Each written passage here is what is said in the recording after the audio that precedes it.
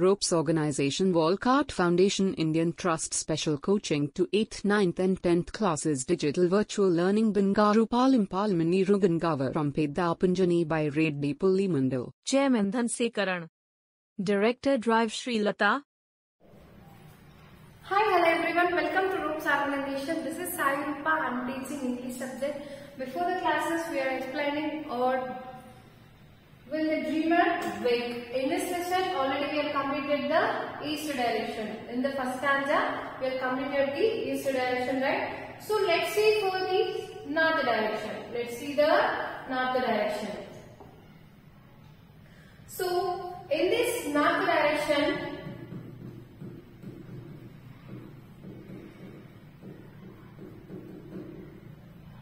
so please observe this bears, white bears.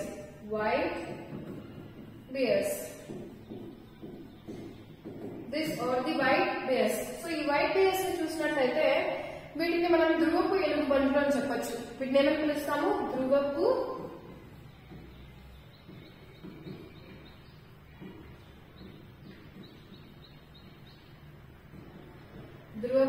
ఎలుగుబంట్లు అనేసి వీటిని పిలువబడతాయి. So 4 in the north, the white bear snuffles.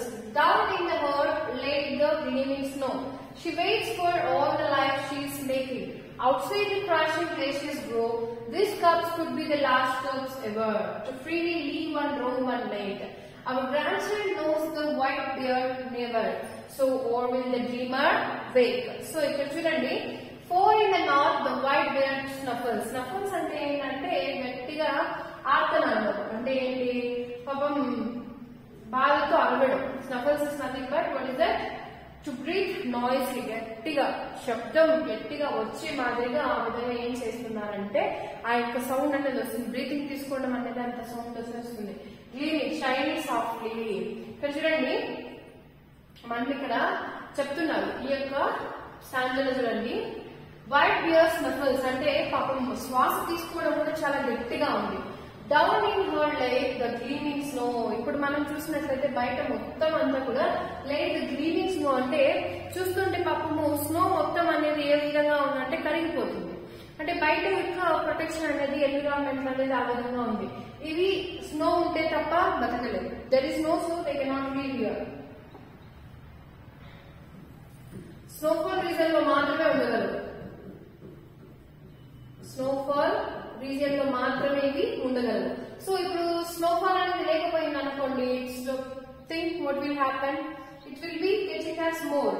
So she waits for all the life she is making. పాపం అది ఇక్కడ ఏం చేస్తుందంటే same it's giving as a delivery to give the small bear. అంటే ఈ యొక్క వైట్ బియర్ ని కరడానికి చాలా కష్టపడుతుంది. అంటే అదే చెప్పాను కదా, ఒక తల్లి గర్భంలో నుంచి బిడ్డ వచ్చేటప్పుడు ఎలాంటి నొప్పులు పడుతుందో అదే విధంగా ఈ యొక్క వైట్ బియర్ అనేది తన యొక్క బాధ అనేది భరించుకుంటూ ఉంటుంది. So out side crashing glaciers grow. బయట మొత్తం మంచు అనేది కరిగిపోతుంది. దాని గుహలో ఉంది. ఎక్కడుంది? అది లేదు గ్లీనింగ్ స్నో అంటే ఒక గుహలో తా లోపల ఉంది. పాపం అది దానికి జరగడం అంటే ఒక బిడ్డకి పుట్టడానికి అవకాశాన్ని ఇస్తుంది.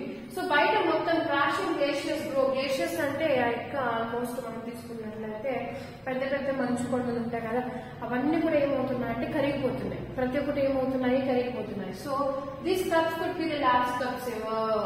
మళ్ళీ నేను చెప్తున్నాను, ఈ కప్స్ అనేవి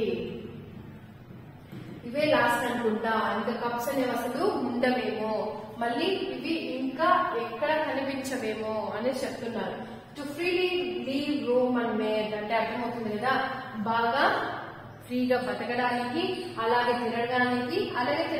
so our grand child knows the white bear never. So ఇప్పుడు కూడా మనం ఈ యొక్క బియర్స్ ని మనం ఎక్కడ చూసుకుంటాం చెప్పండి? We cannot see everywhere. మనం ఎక్కడైనా చూస్తూ ఉంటాం ఈ వైట్ బియర్స్ ని? లేదు. సో మనం ఎక్కడైనా ఫోటోస్ లో కానీ వీడియోస్ లో మాత్రమే ఈ యొక్క వైట్ బియర్స్ ని చూస్తూ ఉంటామంటే నార్మల్ గా అయితే మనకైతే కనిపించవు.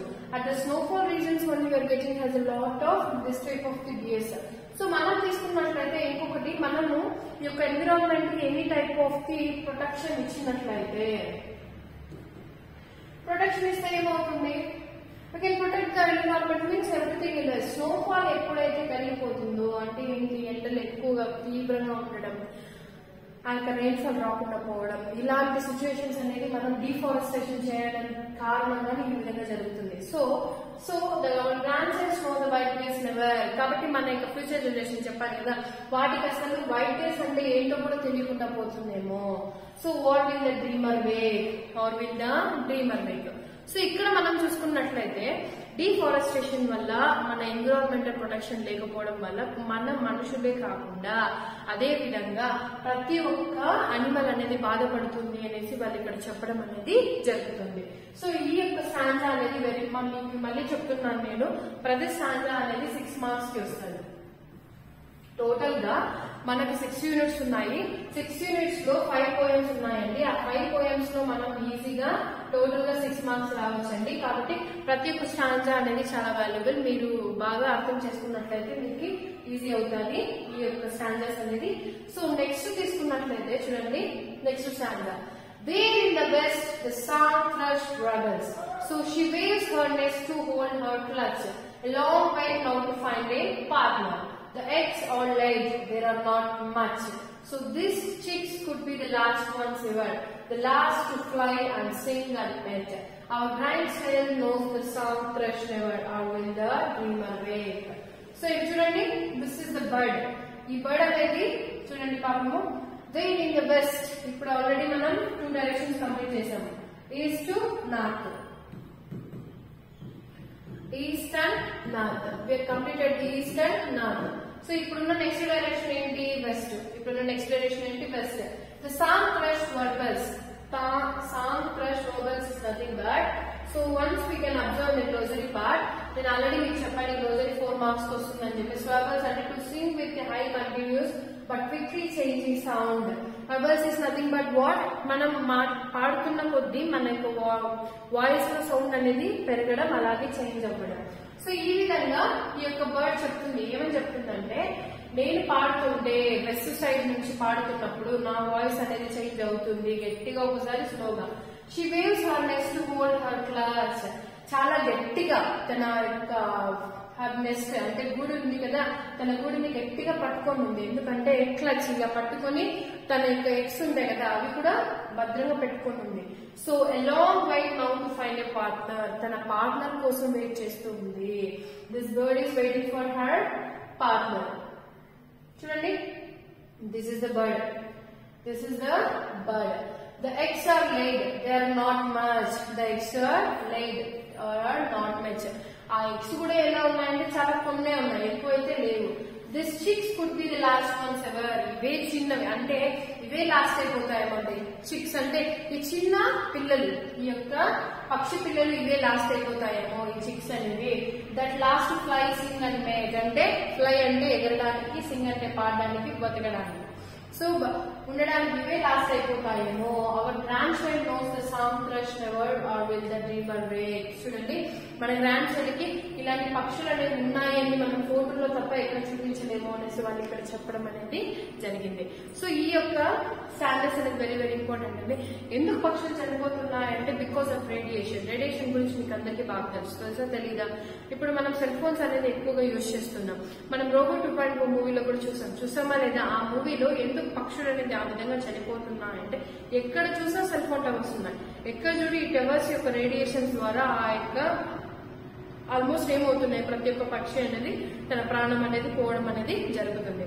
మనం అంత యూజ్ చేయకపోయినా పర్వాలేదు, మరి టెక్నాలజీని ఇంప్రూవ్ చేస్తున్నాం తప్పనట్లేదు. బట్ ఆ టెక్నాలజీతో పాటు కూడా మన లైఫ్ లో కూడా రిస్క్ అనేది వస్తుందని మనం తెలుసుకోవాలి. So if you have any doubt please comment us. Thank you.